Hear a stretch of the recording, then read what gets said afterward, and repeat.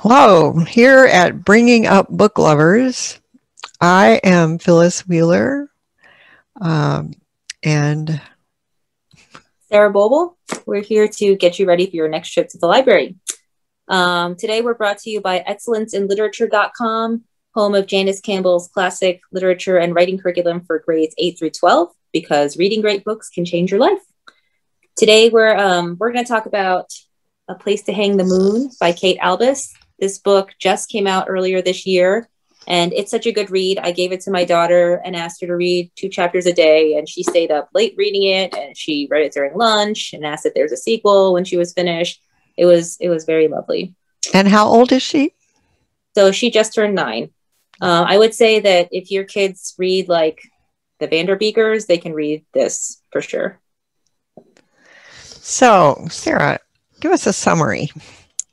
So it's 3 kids. They're siblings, and they're orphans in London when World War II is kicking off. And these kids have inherited a good amount of money, but their solicitor doesn't want them to tell that to people so they don't get taken advantage of. But the solicitor also doesn't know how to find them adoptive parents in this weird time, during the war. So they're about to be evacuated to like a rural town in the event that London is bombed. So like shades of the Pevensies. And the solicitor tells the kids that their best bet is to like ingratiate themselves with their host family and possibly get adopted that way. So it's their story of, being part of foster families and having to change foster families and sometimes being treated cruelly and definitely being treated as outsiders, and being disappointed and kind of feeling like their hope is running out at some points. But the kids all love books. They're big time readers, and the village library becomes their like place of comfort and solace. And they become friends with the library. And she's kind of a pariah in this little village. If you're an Ambleside online homeschooler, you'll appreciate the book list that gets made through the telling of this story. And the author actually puts it at the end of the book. So that's kind of it in a nutshell. So, does it pass the good story test? Yes. And, we're trying to pick winners here. We're trying to promote books that we like would love other people to read. So I'm always pretty much going to say yes. It was definitely a page turner. It was hard for me to put down. The pace was very good. I thought the characters were really distinct, but they weren't like overly exaggerated in their personalities. Because I feel like sometimes when there's more than one main character in a book, in order to like distinguish them from one another, some of their personality characteristics get really exaggerated. And I didn't think that was, there's like one kid who's the athletic one, and they're like overly athletic, and there's one who's artistic and all they ever do is draw. But that wasn't, these kids seemed like real. So I like that a lot. And yeah, I mean, the story moved, and there was plenty of kind of conflict, both with other people and within themselves, and a little bit amongst themselves. Yeah, we really enjoyed it. So, how old are these 3 children? The youngest is 9, and then they're 11 and 12, 9, 11, and 12. The oldest is, yeah. So, and the youngest is a girl, right? The youngest is a girl. Yeah. Yeah. So I finally got my library copy today. And so I read a little bit of it. So I liked it too. Yeah, it hooks you right off from the beginning. It's very funny, even in the beginning. I enjoyed it. I did have this feeling of deja vu, like I've read a similar book. Right. So she says in the end, the author does at the end, in the acknowledgments, that, she was influenced by The Lion, the Witch, and the Wardrobe. And there's a character in the book who's a nod to Edmund, and his name is actually Edmund in this story too. And actually, my daughter, after she read the first 2 chapters, she said, "Mom, this Edmund is just like the other Edmund. Their personalities are pretty similar." And actually, like talking about characters, he was probably my favorite. He's the one who I probably relate to most, even though I'm not as brave as he is. But because of his, kind of flaws, he had the most room for growth. So he was the one that tended to mess things up for himself and his siblings, and had too much pride to apologize. And watching him kind of grow and soften was really nice in this book as well. Oh, so we do have some character development going on. We do have some character development going on. Yeah, especially him the most. I would say. Yeah. So themes? Themes, probably family. The kids are, since they're orphans and they're looking for a home, but they're really bent on sticking together. They don't want to be, separated into different families, and that's kind of a trial for them to stick together, because it's hard to find, foster families for 3 siblings during a war, but also just the constant search for a family to call their own. They were in boarding school, and then when they weren't in school, they were with their grandmother, who wasn't very maternal, wasn't fun. So they have very few memories of their actual parents, and they like desperately want to have those figures and be able to make those memories. So I would say family and sticking with the one that you have, and cherishing the one that you choose as well, is one of the biggest themes in this book. So is there a main character? Or is one of these 3 kids the main person, or is it really just all 3? I think all 3, yeah, the siblings just as a group are the main characters. And there's another character that comes in kind of maybe a quarter of the way through the book that becomes a main figure as well, the librarian. But you don't learn her story until much later on in the book, but she becomes important. So, memorable scenes?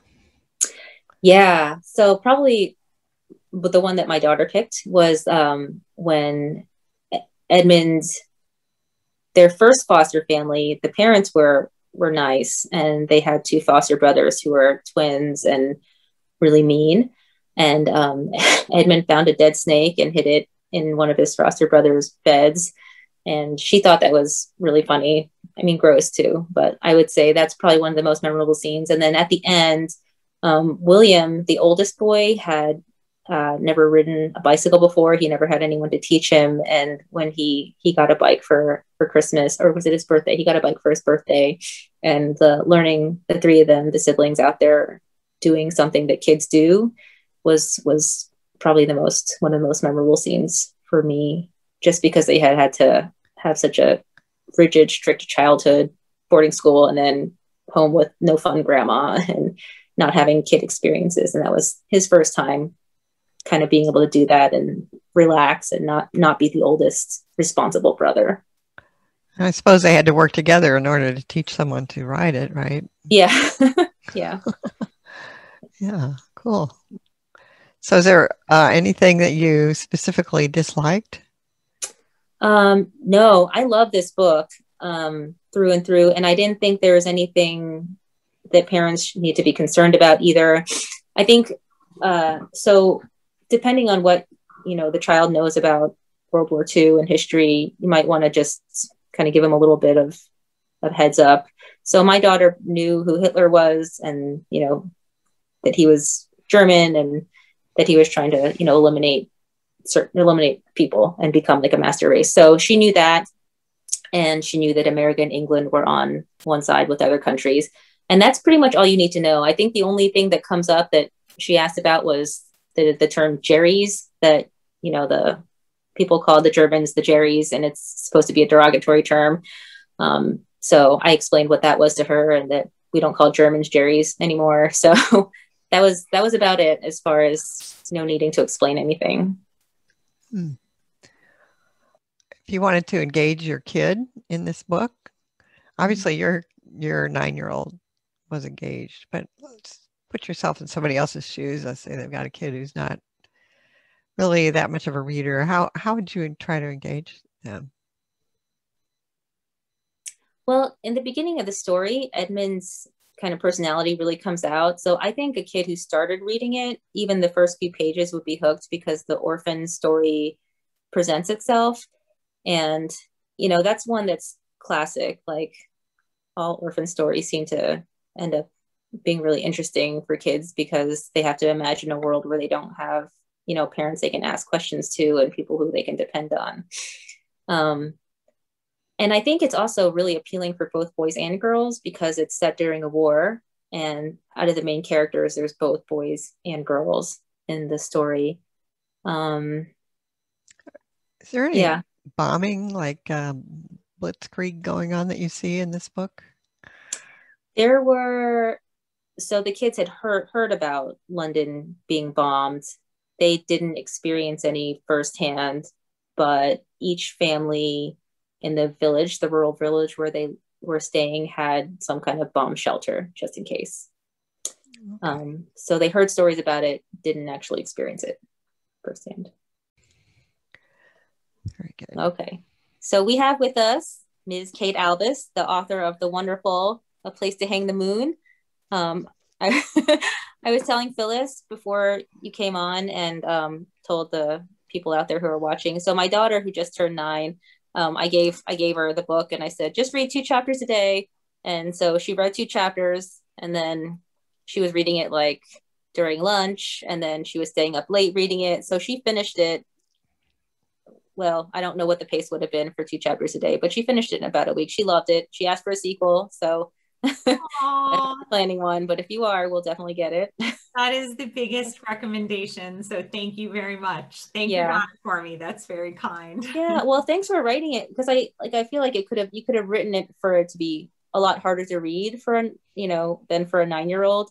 You know what I mean? Like the story itself could have been told to a slightly older audience with more difficult language, and it wasn't. So it was perfect for her. So it was really like perfect for her reading level, and she really loved being able to engage in a story like that with so much happening that is not part of her world. So it was great. We loved it. Thank you. Thank you. So, you ready for some questions? Yeah. Bring it on. I'm ready. Okay. So my first question was, and we talked a little bit about your acknowledgments. So you're talking about C.S. Lewis and The Lion, the Witch, and the Wardrobe being an influence. Is that mainly how you came to be a middle grades book writer for your first book? Oh gosh. I think in a lot of ways I came to writing for middle graders because when I wrote this story, this was the first book that I've ever written. I've written other things since, and I queried other books before this one, but this is the first one that I ever wrote. And I wrote it when my kids were really in that middle grade sweet spot. My kids were at the time that perfect age for reading.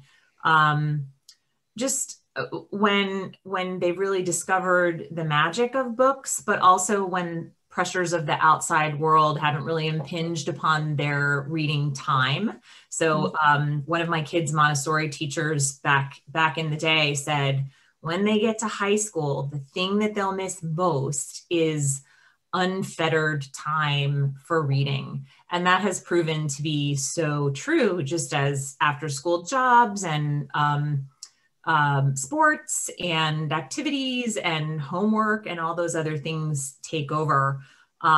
So I feel like those middle grade years are such a sweet spot for kids in terms of reading. My favorite thing as a mom has always been to read to my kids. They are now teenagers, but they will still occasionally indulge me and let me read a story to them. Actually, at the very beginning of the pandemic,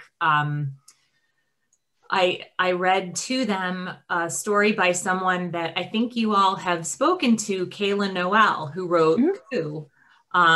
I read Coup to my kids at the beginning of the pandemic, and it was such a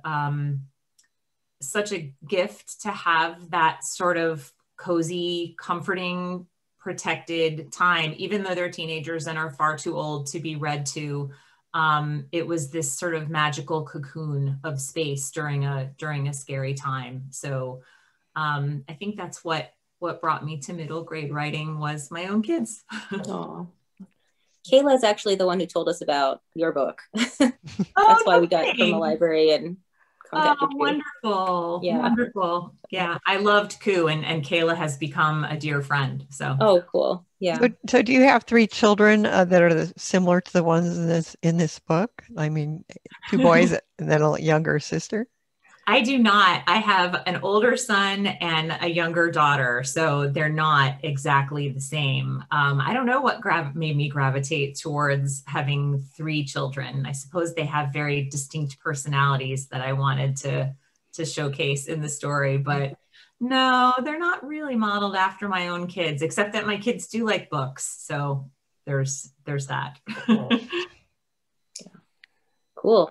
I like that answer for why you chose middle grades, because now I feel like I'm going to cherish it more. My youngest is 5, so I have 7 more years at least.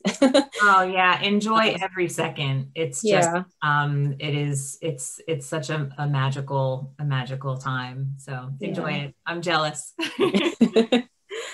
So there's a lot in your book that a regular person wouldn't have firsthand knowledge about, like life in rural England during that time, during a war, from a child's perspective.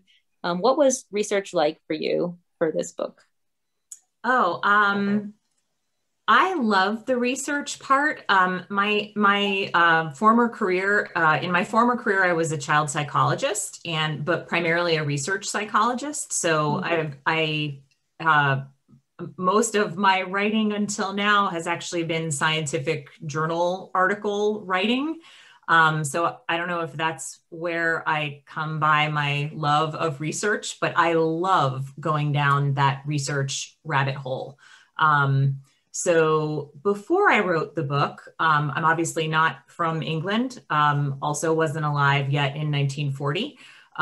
So before I wrote the book, I spent a lot of time reading nonfiction, specifically nonfiction about the experience on the home front during the Second World War, and a lot of evacuee memoirs also, which were such incredibly rich sources of information in terms of what the actual experiences were of evacuees, both good and bad. The English government at the time had a program that they called mass observation, which basically was encouraging everyday citizens to be diarists and to write about their experiences, to keep a journal of their daily experiences. And a lot of that information is available online. So that was a really rich, just a treasure trove of information in terms of what the daily experiences were like, not necessarily for soldiers and for people who were fighting, but for people who were writing about, the mundane things about couldn't get any onions at the greengrocer today, the little everyday frustrations. And so it was that was a lot of my reading before I started writing. And then during the writing process, there was an inordinate amount of Googling of just little tiny details that I wanted to get right. For no particular reason other than just that that I wanted to get it right. I can't imagine that there are that many middle grade readers out there that that would have cared whether I got it right, how you would turn on an oven in a kitchen in rural England in 1940. But it was important to me to get the details right. So I love the research part. Oh, cool. It's important to me too. So is historical fiction a genre that you think you'll write more in for this age group? Or? I hope so. It's my favorite genre to read. And so I think it is my favorite genre to write as well. I find that I tend to get ideas from very obscure little things that I hear about on the radio, or just a tidbit that I read about in an article or some other source, and that the idea just sort of takes off from there. And as I said, I really do love the research side of things. So I love the idea of taking some little nugget of information that unrelated to what I'm working on now. There was a nonfiction book that came out a few years ago that I heard about on the radio that was, I think, called The Feather Thief. And it was about an a man who was arrested for stealing, now I don't remember whether it was the whole bird or just the feathers, from an exhibit of stuffed birds at a museum in England. And he was stealing them because the feathers could fetch huge sums of money on the black market of fly fishermen who want rare feathers to tie flies with for fly fishing. And I thought, that is a story that could, I mean, you couldn't make up a better story than that. Someone breaking into a museum to steal a bunch of stuffed birds. So I love the idea of taking a little tiny nugget of obscure information like that and then running with it. Oh, that's funny. I think, Phyllis, did you have a question to ask? Yes, I was noticing the you were using an unusual point of view, unusual in this day and age point of view as you wrote. Which is having a narrator, and you might say what the person A's thoughts are, and then you turn around and talk about what person B is thinking, and then person C, and then the narrator might come back and have a little comment. So this is a style of writing that C.S. Lewis used. It was very common back then, or the dominant. And now writers have been trying to limit it to one person's thoughts and feelings, just to get a more of a you are there experience for the reader. So I'm curious about why you chose that. I love that question, because I don't know that at the time that I necessarily that I really thought about it. I think what you said about that being sort of the dominant style of the day, that sort of omniscient narrator head hopping from one character to another. I think that was part of it, was that the feeling that I was trying to create was the feeling of an old-fashioned story, like something that you might have heard from C.S. Lewis or another writer of that era. And so that, given that I was writing a story that was set in 1940, that somehow felt right.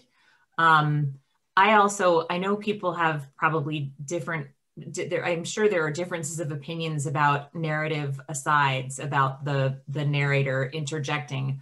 Personally, I love narrative asides. I love, I've talked about how much I love to read to my kids. And I find that books that have narrative asides make such great read alouds. I think of like Kate DiCamillo, The Tale of Despero, and I love all of those little interjections from the narrator.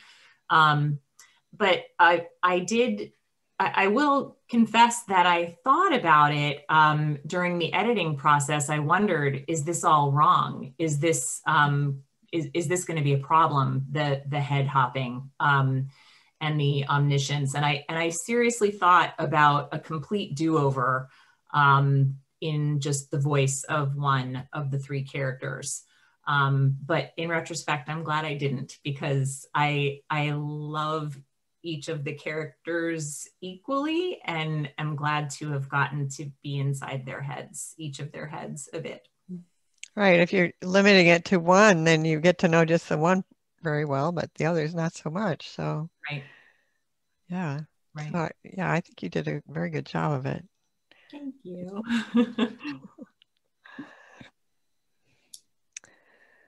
So the reason you wrote this book really was because was there any particular thing that got you started on it?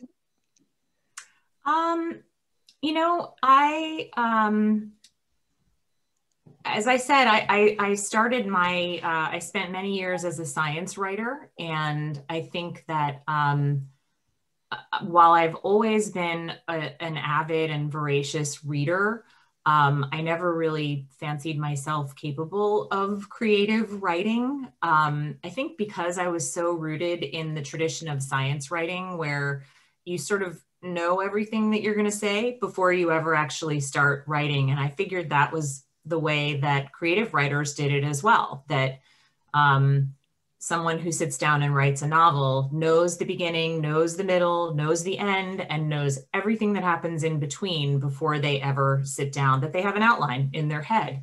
And it was sort of a revelation to me to realize, to find out that that isn't the case for every writer. I actually a dear friend of mine started hosting creative writing workshops out of her home some years ago. And I went really just to support her new creative writing teaching endeavor. And I found that I loved the process of just sitting down and playing, and playing with ideas and playing with words. And so the endeavor sort of took off from there. In Stephen King's book on writing, he says something to the effect of, all you need is a premise, and from there, your characters will tell you where they need to go. And I have very definitely found that to be the case for me, which, as I said, was kind of a revelation as somebody who comes from a background of writing very much from an outline. I'm not a writer, but I read that book, Stephen King's On Writing, and I really enjoyed it. Oh, it's just fun to get inside his head. Yeah. It's like half memoir, half craft book. Yeah. It was great reading, whether you're a writer or not a writer, just great reading from someone who, whether you like his stories or not, it is a great storyteller. He knows how to make people turn pages. Awesome. Well, thank you so much for coming to visit us. Oh, such a pleasure. Thank you for inviting me. Yes. Next time you get to go to the library again, pick up A Place to Hang the Moon, or go to your Amazon store and stick it in your inbox and purchase a copy. Your kids will love reading it, and so will you. Thank you.